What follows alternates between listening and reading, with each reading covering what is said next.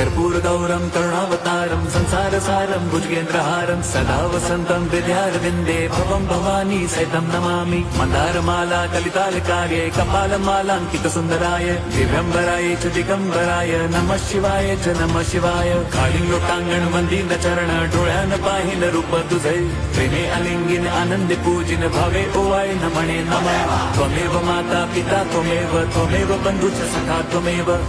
विद्या द्रविणं त्वमेव